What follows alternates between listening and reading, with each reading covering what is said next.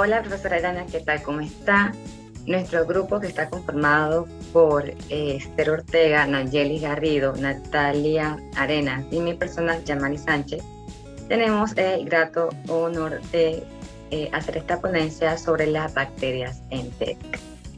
Bien, ahora bien, ¿qué es esto de bacterias entéricas? ¿Qué conocemos de esto?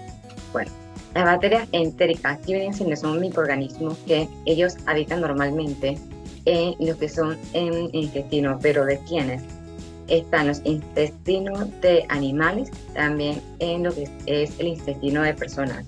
¿Y qué hace estos tipos de bacterias? Lo que hacen que prácticamente, o mejor dicho, enferman.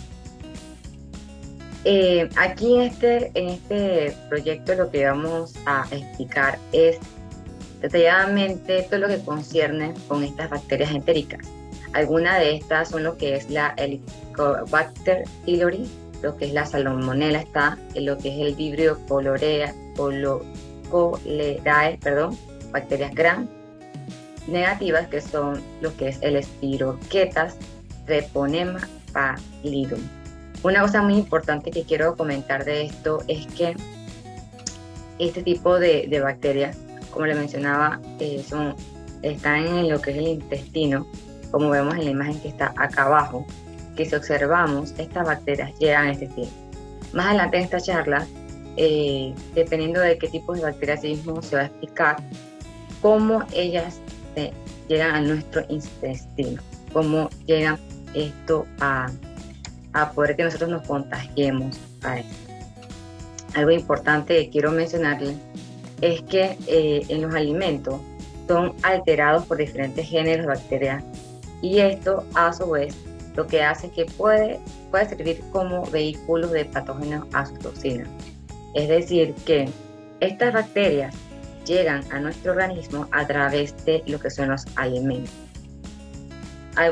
Otra cosa muy importante a decir es que se conoce como microbiótica dominante a los microorganismos que causan la descomposición bajo las condiciones normales de lo que es el almacenamiento. Identificar el organismo que ha producido una infección o la intoxicación alimentaria o generado al deterioro del alimento es una tarea laboriosa y compleja. ¿Por qué razón? Porque puede ser múltiples factores que pueden causarte esta intoxicación.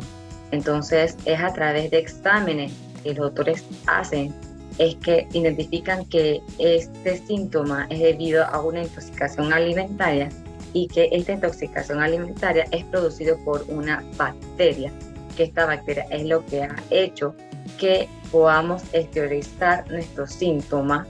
A través puede ser de que veamos constantemente al baño, puede ser también de que nos dé una fiebre, y esto hace de que podamos, como por ejemplo los médicos puedan identificar también que a través de unos exámenes que se hacen, que está la persona intoxicada, en el caso que es una persona que está intoxicada, y qué tipo de organismo es el que causó esta intoxicación. Esta es la parte de formulación. Ahora, ¿cuáles son los objetivos generales que vamos a aprender aquí? Bueno, describir lo que son las bacterias entéricas en cuanto a qué, a su agente biológico, lo que es el hospedero humano y a lo que es todo el medio ambiente, que es lo que nos rodea, que podría tener mayor trascendencia en el ser humano, y por ello estudiaremos a cada detalle cada una de estas bacterias, como lo son la Helicobacter pylori, lo que es la Salmonella, lo que es el Vibrio cholerae, lo que es la bacteria gram negativas, que son las Spirochetas, treponema pallidum. Y también vamos a conocer, como mencionaba, cómo esto llega a nuestro cuerpo, cómo estas bacterias que ya están en el ambiente, que ya están por todos lados, llegan a estar acá y causarnos todos esos efectos que sabemos que nos causan. Entre los objetivos específicos, ¿cuáles son? Está identificar el agente etiológico responsable del proceso de infección. ¿Y para qué es esto? Para conocer las implicaciones patogénicas, patológicas de lo que son las bacterias entéricas. También lo que vamos a hacer es describir todo lo que se ha descubierto en lo que son los laboratorios de microbiología, Esto con el fin de poder identificar el agente etiológico responsable de un cuadro de infección. También revisar las características macroscópicas en cuanto a la morfología, su hábitat con relación a la atmósfera, lo que es la temperatura, la nutrición de estas bacterias endémicas. Bien, antes de pasar a mi compañera que va a explicar lo que es Helicobacter pylori, yo quería hacer mención a lo que es esta imagen. ¿Qué pasa aquí? Bueno, este es el reservorio, aquí está la gente, aquí está lo que es la vía de transmisión y lo que es el hueso. ¿Cómo se conoce este proceso? Como puerta de salida y puerta de entrada. ¿Qué es esto de puerta de salida y puerta de entrada? Bueno, estas bacterias, como venimos diciendo, se encuentran en lo que es un medio ambiente, en lo que es alrededor nuestro. Voy a dar un ejemplo. Supongamos en este celular. Este celular ha pasado a diferentes sitios. Yo lo pongo, por ejemplo, aquí en la mesa. Puede ser que yo lo agarré y lo lleve para la cocina. Yo salí a hacer muchos mandados y los puse en diferentes lugares donde vi. Entonces resulta que este celular en algún punto hizo contacto con alguna bacteria. Yo tomo el celular, sigo usándolo y todo esto, y luego cuando llego a mi casa, llego a la cocina, pongo el celular en el mostrador y comienzo a hacer la limpieza, supongamos un ejemplo, a los alimentos como por ejemplo una lechuga. Comienzo a limpiar, no sé qué, o agarro la manzana, también puede ser, y la agarro directo y la pongo sobre mi boca y la muerdo y no la limpio antes. ¿Qué sucede? Si hay algún tipo de bacteria en este contacto o en este movimiento que yo hice en diferentes puntos y no hizo un lavado de mano, ahí automáticamente puedo dar paso a que mi cuerpo sea una puerta de entrada. O mejor dicho, con eso lo que hago es que hago o permito abrir la puerta a estas ciertas bacterias y poder entrar. Y es por eso que dice que puerta de salida y puerta de entrada. Estas bacterias se encuentran en un organismo y de este organismo pasa a otro organismo cuando la persona que tiene la bacteria toca cualquier sitio y allí la deposita y yo luego agarro me pongo sobre esto mismo donde está la bacteria y no me lavo la mano, entonces comienzo a manipular algún tipo de alimento y esto ingiere a mi boca. Esto es como lo más común de la parte de cómo llega una bacteria a nuestro cuerpo. Entonces de acá va a continuar mi compañera, la señora Esther, que va a tener el honor de poder explicarle lo que continúa en su parte de la charla. Le agradecemos la atención, en este caso le agradezco la atención, profesora, que tenga un buen día, una buena tarde o una buena noche, dependiendo de cuando usted vea esta charla. Muchas gracias. Muy bien, continuando con nuestro tema, profesora Tania, vamos a seguir hablando sobre las bacterias entéricas y una muy común y muy popular es Helicobacter pylori, ¿sí?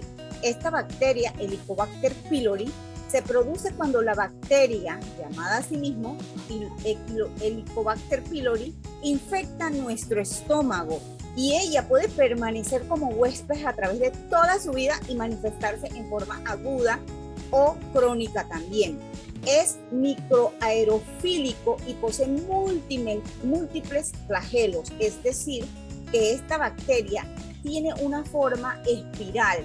Sus filamentos móviles, llamados flagelos, que posee este microorganismo, en uno de sus extremos, como se aprecia allí en la figura, aquí lo podemos ver. Esos flagelos pueden proporcionar movilidad a esta bacteria, en donde ella se puede adherir a la mucosa que reviste el estómago y por ende ella se va a adherir a la mucosa del estómago Y también ella tiene algo en particular. ¿Por qué esta bacteria por sí sola no se muere? ¿Por qué? Porque ella produce amoníaco. Muy interesante esto. Entonces, el producir ese amoníaco le va a proteger a ella de los ácidos gástricos, de los jugos gástricos que produce el estómago. Entonces, como ella produce amoníaco, se recubre. Entonces, por eso es muy difícil que ella muera por sí sola. Ella está presente ¿a dónde? En las heces, en la saliva. Ella está presente también en las heces fecales, en la placa dental. Entonces, las personas que son portadoras, si no se lavan bien, entonces pueden estar infectando también a otras personas. Y nosotros también, si no tomamos eso, tomamos las personas, la comida, nos podemos infectar si no lavamos nuestras manos. Entonces, esta infección puede producir en el estómago, puede producir mucho daño, úlceras, ¿verdad? Úlceras. Entonces, ¿por qué? Porque esta bacteria se adhiere a la mucosa, pero hay que tener estas medidas de control. Vamos a hablar ahora de las medidas de control que podemos tomar. Las recomendaciones en general para evitar estas infecciones son el lavado cuidadoso de nuestras manos, consumir comidas preparadas de forma apropiada y beber agua de una fuente limpia y segura. Ya cuando una persona se encuentra infectada por esta bacteria, debe tener un tratamiento, ¿sí? ¿Por qué? Porque el rápido surgimiento de resistencia a los antibióticos presenta un reto para este tratamiento, para esta bacteria. ¿Por qué? Porque esta bacteria es como decir si fuese muy inteligente. Entonces, aunque la infección no puede curarse por sí sola y casi todas las personas desarrollan gastritis, las personas infectadas por esta bacteria presentan síntomas también comunes como hinchazón, ardor, dolor en la boca del estómago, las comidas, pérdida de apetito, también pueden perder peso. ¿Por qué? Porque todo les hace daño, todo les molesta. Entonces, también existe otro tratamiento que son las vacunas y varios estudios recientes han surgido estrategias que eventualmente van a llevar al desarrollo de una vacuna eficaz. Esta bacteria es muy común, la de Helicobacter pylori, ¿sí? Entonces también vamos a hablar en este momento sobre otra bacteria llamada salmonela. La salmonela son organismos patógenos para humanos y animales si se adquieren, ¿por qué? Por la vía oral. Se transmiten de animales y productos animales a humanos y causan enteritis, infección sistémica, fiebre entérica. Allí vemos la figura de la persona sufriendo por cuenta de esta bacteria, ¿sí? Aquí presento en forma de cuadro cómo se da la gastroenteritis causada por la salmonela, ¿ya? Es una enfermedad muy común que se presenta después del brote de una infección alimentaria. Estamos en una época en donde la gente come de todo, la gente tiende a brindar comidas, a brindarnos comidas. Entonces hay que tener cuidado de dónde vamos a comer, cuál es la comida que vamos a comer. ¿Por qué? Porque los síntomas generalmente se pueden manifestar de 6 a 48 horas después del consumo de agua de alimentos contaminados. Entonces, tú te comes la comida hoy, entonces al día siguiente es que vas a desarrollar esta enfermedad. El cuadro clínico también de esta salmoneliasis no típica, gastroenteritis o enterocolitis, puede concluir con diarrea, con cefalgia, dolor abdominal, náuseas, vómitos, fiebre, deshidratación. Entonces también podemos tener nosotros esas medidas de control.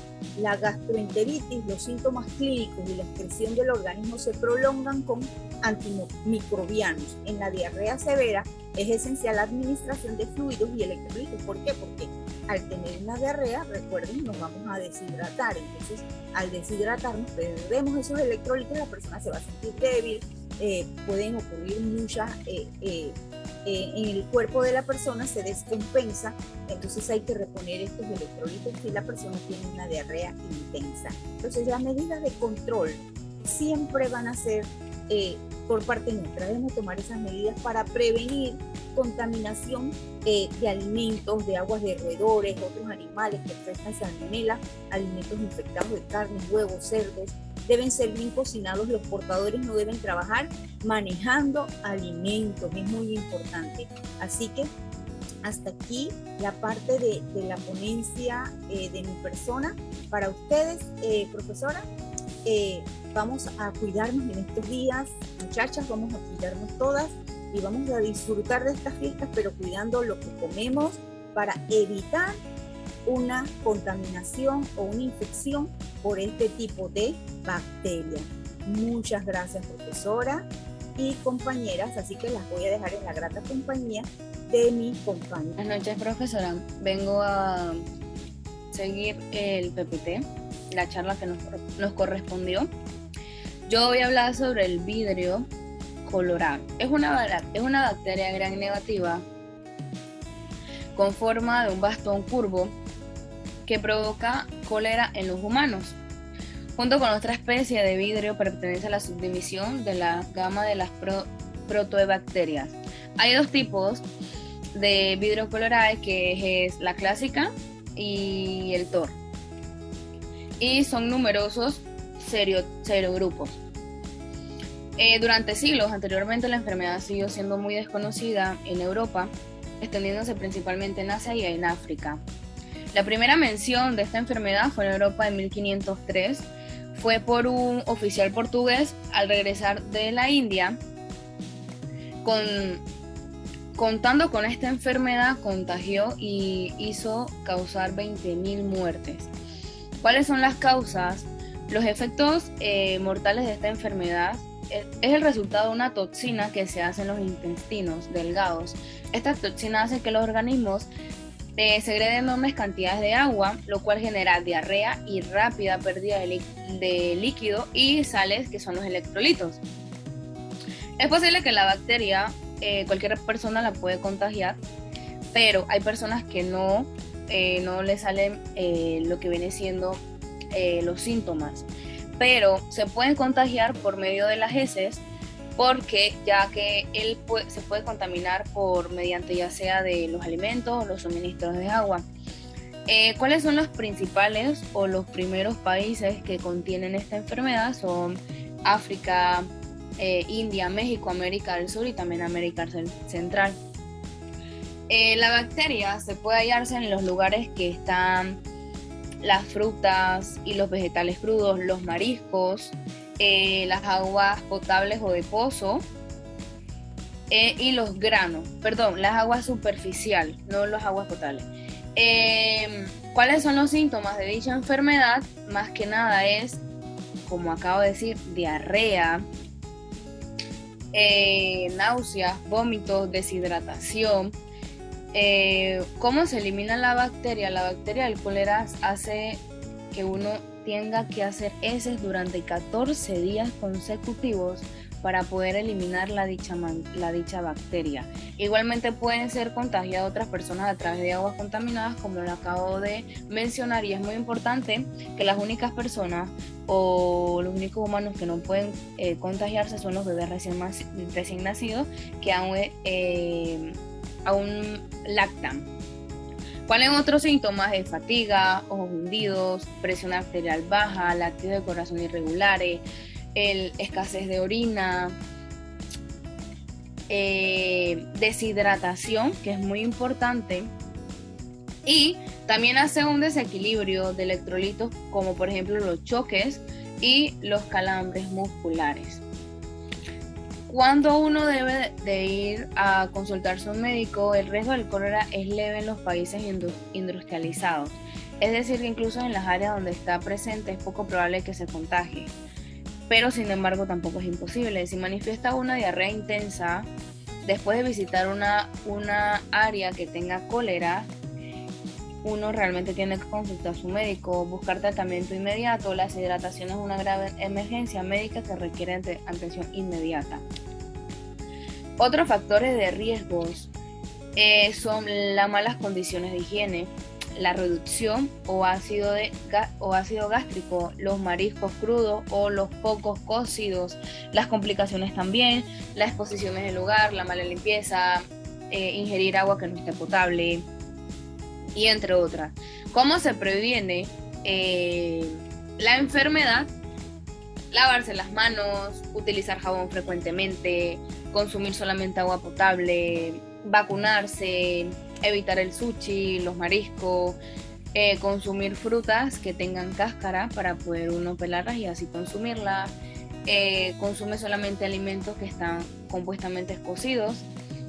Y muy importante, saber preparar muy bien la comida y lavarla muy bien. Uno también, como hacemos el énfasis en esto, uno de los tratamientos es que regularmente uno tiene que saber, en cuestión de horas uno puede realmente morir por dicha enfermedad, porque en los casos muy graves la pérdida rápida en grandes cantidades de líquidos y electrolitos puede provocar la muerte inmediatamente.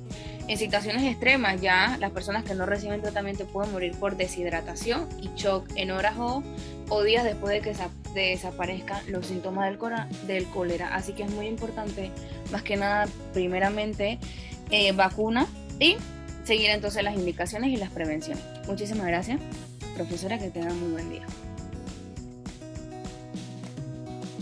Bien, las bacterias gram negativas se denominan por ser aquellas que no se tiñen de azul oscuro o de violeta, por la tinción de gram, a diferencia de las gram positivas. Y estas gram negativas se tiñen de un color rosado tenue. ¿Por qué no se tiñen de azul o de violeta a diferencia de las gram positivas?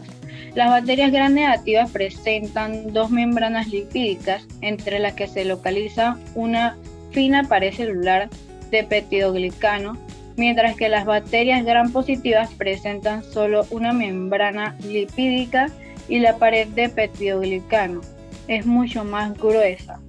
Es ahí donde se ve la diferencia, porque al ser la pared fina no retiene el colorante durante la tinción de gram, y las gram positivas sí lo hacen. Bien, muchas especies de bacterias gram negativas causan enfermedades. Algunos cocos gram negativos causan la gonorrea, la meningitis y síntomas respiratorios, entre otros. Los bacilos gram negativos incluyen un gran número de especies. Algunos de ellos causan principalmente enfermedades respiratorias, también enfermedades urinarias, como lo que viene siendo el Escherichia coli, enfermedades gastrointestinales como es el Helicobacter pylori, la salmonela. La estructura viene siendo la envoltura celular de las bacterias gram negativas. Está compuesta por una membrana citoplasmática, una membrana interna, una pared celular delgada de peptidoglicano no rodea a la anterior, y una membrana externa que recubre la pared celular de estas bacterias. Entre la membrana citoplasmática interna y la membrana externa se localiza en el espacio periplásmico relleno de una sustancia denominada periplasma, la cual contiene enzimas importantes para la nutrición de estas bacterias. Las bacterias gram negativas pueden presentar una capa en forma de S que se apoya directamente sobre la membrana externa y no sobre la pared de peptidoglicano, como sucede en las gram positivas. Su patogenia y tratamiento. Muchas especies de bacterias gram negativas causan enfermedades, como había mencionado anteriormente. Una de las bacterias características únicas de la bacteria gram negativa es la estructura de la membrana externa. La pared exterior de esta membrana comprende un complejo de lipolisacáridos cuya pared lípida actúa como una endotoxina y es responsable de la capacidad patógena del microorganismo. Este componente desencadena una respuesta inmune innata que se caracteriza por la producción de citocinas y la activación del sistema inmunológico. Eh, Esta membrana externa protege a las bacterias de varios antibióticos, colorantes y detergentes que normalmente dañarían la membrana interna o la pared celular de peptidoglicano. Bien, las espiroquetas. Las espiroquetas son un filo de bacterias gram negativas que tienen células alargadas y enrolladas helicoidemente. Según la teoría de la endosimbiosis seriada propuesta por Lynn Margulis, unas bacterias llamadas espiroquetas se convirtieron en los cilios y los flagelos que impulsan algunas protistas y también a los espermatozoides. Bien, les voy a hablar un poco de lo que viene siendo Treponema pallidum.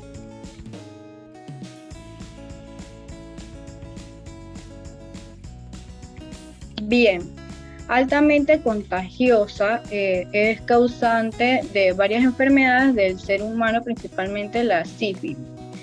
Su estructura básica consiste en un filamento axial incluido en un cilindro helicoidal de citoplasma.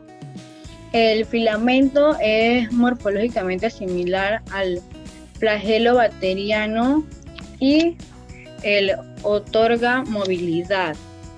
Esta bacteria causa la infección al penetrar en la piel o en las membranas mucosas rotas, por lo general de los genitales. Esta enfermedad casi siempre se transmite de otras formas. Es una bacteria bastante frágil fuera del cuerpo. No soporta los climas secos o temperaturas superiores a 42 grados Celsius. No resiste la penicilina, uno de los mejores antibióticos que puede utilizarse contra esta bacteria. Bien, patogenia. Bien, posee como factor de virulencia la capacidad de fijarse a las células del huésped de la piel o mucosa y alcanzar los tejidos subepiteliales a través de lesiones inaparentes o quizás a través de las células, con lo que da lugar a una lesión primaria. Bien, como podemos ver en la presentación, la imagen de la sífilis en etapa primaria.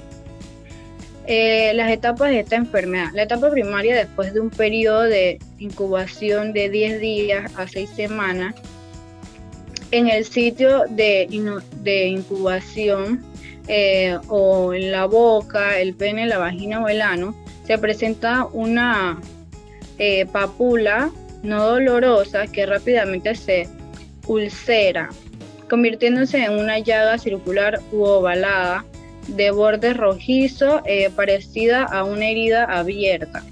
A esta se le llama chancro.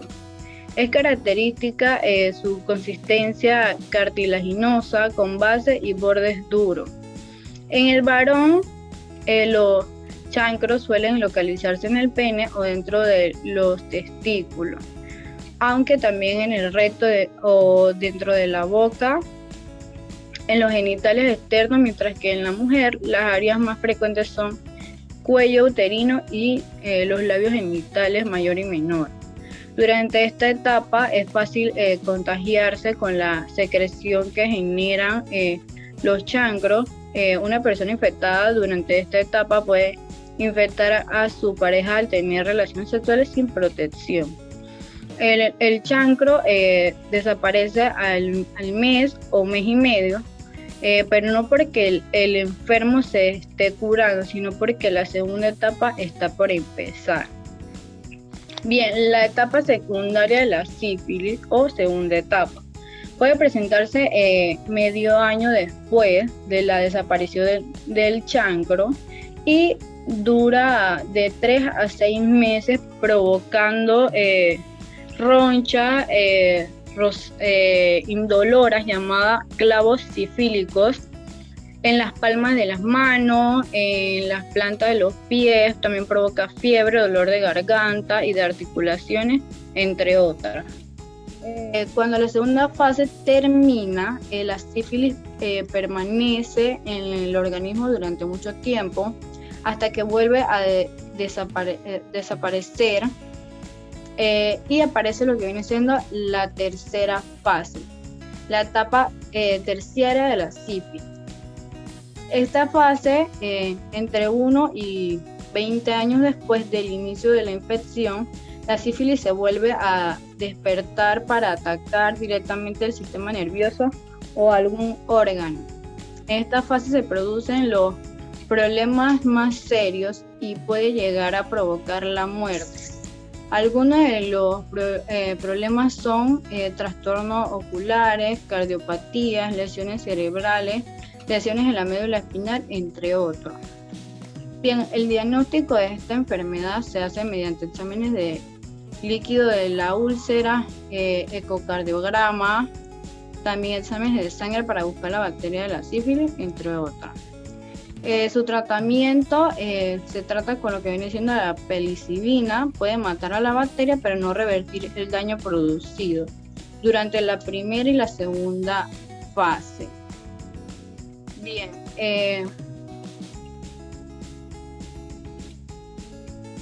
el informe final. Los alimentos inocuos permiten una ingesta adecuada de nutrientes y contribuye a una vida saludable. La producción de alimentos inocuos apoyan a la sostenibilidad al mejorar el acceso a los mercados y a la productividad, lo que impulsa el desarrollo económico y la mitigación de la pobreza, en especial en las zonas rurales. Para lograr la inocuidad alimentaria es fundamental tomar medidas adecuadas a lo largo de la cadena de suministro de alimentos, desde los agricultores hasta los consumidores, así como contar con una buena gobernanza y reglamentación. Los alimentos pueden contaminarse en cualquier eslabón de la cadena. La manipulación adecuada en los establecimientos de comida y en el hogar es igualmente impredecible para prevenir las enfermedades transmitidas por medio de estos alimentos y así poder evitar algún tipo de enfermedad. Y con esto damos fin y conclusión final a todo lo que viene siendo bacterias entéricas. Muchas gracias, profesores, y espero que haya sido de su total agrado.